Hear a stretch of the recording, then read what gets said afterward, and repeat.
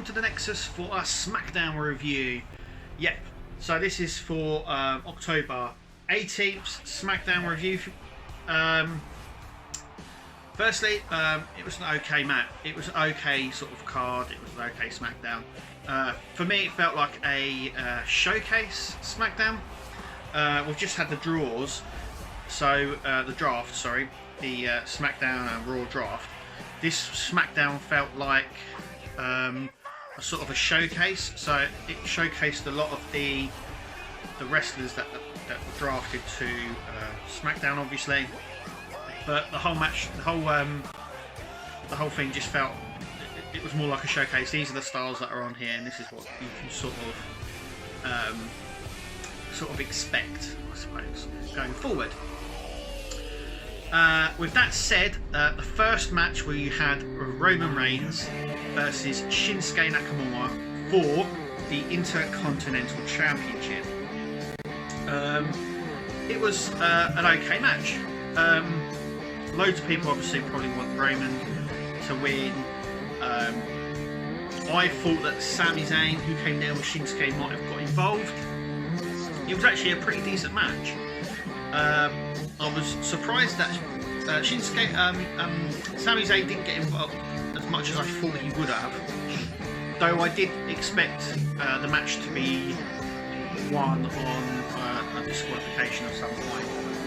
With that being said, I wasn't expecting King Corbin or Baron Corbin to come down to the ring and hit Roman Reigns. So that caused the DQ, which in turn brought out a tag team partner of Roman Reigns, which they've sort of been tagging lately, and that's obviously Daniel Bryan. There's a bit of a kerfuffle. They clear house basically. And that was the first match. Yeah, I thought it was okay. Roman Reigns took some of the hits quite well. Shinsuke, obviously very good in the ring. I still really don't know what they're doing with Sami Zayn. I don't know whether he's injured or they're just using him as a mouthpiece for Shinsuke Nakamura. I just don't know. But it is what it is, I suppose. Then we get another name change for Shorty G. Well, that's what he's going by now. I mean, Shorty Gable takes on Curtis Alexander. We have we don't see his entrance. We only see Shorty Gables, who after the match, Shorty wins. After the match, we have an in-ring interview where he proclaimed he's now going to go by Shorty G instead of Shorty Gable. So we've gone from Chad Gable, Shorty Gable to Shorty G. So that's what he's going to be called from now on. I do believe Shorty G is he's a very good. He's really, really good. Ex-Olympic gold. I think he was in the 2012 Olympic Games for wrestling. I think he's very, very good. I just don't. He's taken an insult and used it. I get it. I get that. But I just don't. I don't know what it underutilizing him. I think he's a very, very, very good wrestler.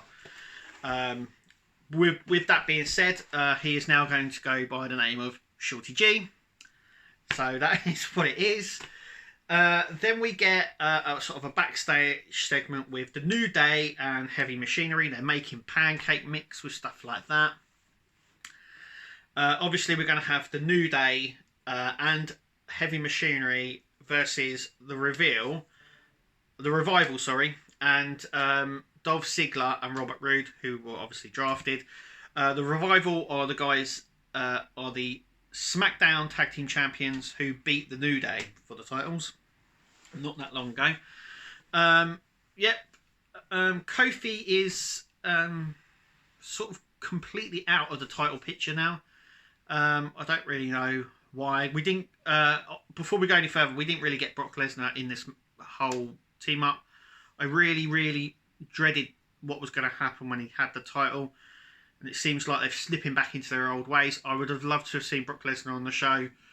He needs to be doing something, at least more than he was, but it seems like they're going for what we had before, which is like a part-time wrestler that just appears. I don't know. I hated that, and I don't really know why they've given him the title.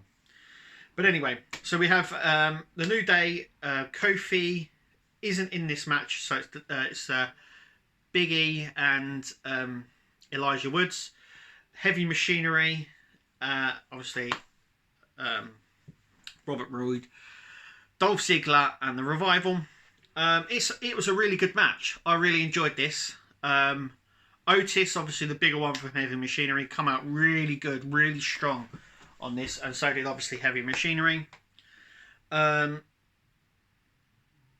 were pushing obviously them. I think obviously the New Day are very entertaining anyway. I still think Dolph Ziggler and Robert Roode are really good, but I prefer them as single competitors other than tag team. Anyway, obviously the New Day and Heavy Machinery win.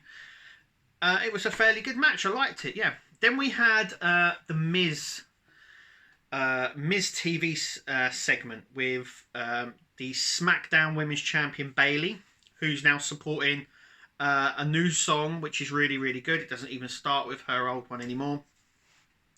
So she's supporting a new song now, which is really good. Sets her character really well. They're really going for this heel turn sort of thing. She comes down obviously with Sasha Banks, who is obviously on SmackDown as well. So those two seem to be still together. So they're still keeping them as a tag team. It looks like going forward. It was a fairly good segment.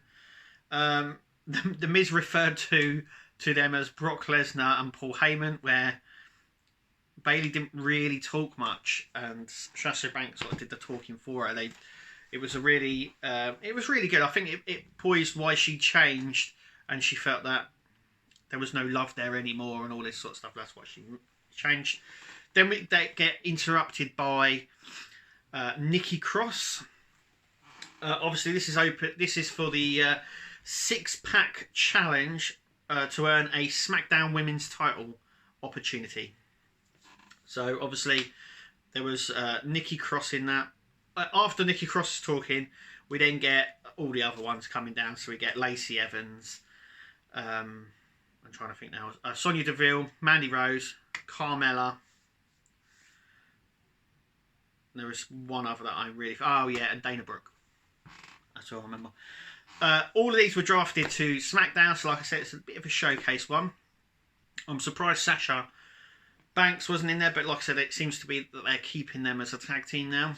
I was really glad that Nikki Cross got the win. She won, so she gets her opportunity against the Women's SmackDown title. I didn't see Alexa Bliss. She wasn't on the program, which is a bit bizarre, because obviously there was a big blockbuster thing where they got drafted to Raw and then back to SmackDown. But that was for Nikki Cross and Alexa Bliss. Alexa Bliss wasn't there, but Nikki Cross was. Nikki Cross picks up the win for a opportunity against Bayley for the women's SmackDown title. This was a really good match. A lot of action in and out of the ring. I'm glad Nikki Cross is now getting that push that I think she deserves and has deserved since Sanity. But she was never brought up with them, and maybe that's why they were really good in NXT and then just fizzled out. Obviously, then we have Braun Strowman comes out and takes on Drew Gulak. Is it Drew Gulak? Who was on 205 Live. I think he's obviously a former Cruiserweight champion. He does this PowerPoint presentation that Braun Strowman just doesn't get. It's a quick win for Braun Strowman. He's obviously got a match coming up with Tyson Fury in a couple of weeks at Crown Jewel, which they sort of kept going. But like I said, this was more of a showcase SmackDown where they were sort of like, Braun Strowman's on SmackDown now, and this is what you can expect from him. But it was a sort of a fairly standard match. Going on by the very first match, obviously for the Intercontinental title, which was interrupted by Baron Corbin. We now have a main event tag team match where we have Roman Reigns and Daniel Bryan versus Shinsuke Nakamura and King Baron, or Baron Corbin, however you want to say it. Yeah, it was a fairly good match. Really good. Obviously, Roman Reigns and Daniel Bryan win. And that was it, really. There was, like I said, it seemed more like a showcase SmackDown than it did anything else. But it was okay. It was all right SmackDown. I've seen worse and I've seen better. But I think it's a good stepping stone, and I think it's a good start for SmackDown on where obviously they want to go and where they want to be. Anyway, thank you for watching. I hope that review helps you. I'd love to see your comments, so make sure you comment below. Make sure you like this video and subscribe. I'll be doing SmackDown and Raw for a while, forever, hopefully. But yeah, apart from that, it was an okay SmackDown. I'd like to know what you thought. Anyway, thank you for watching, and we'll see you at the next one.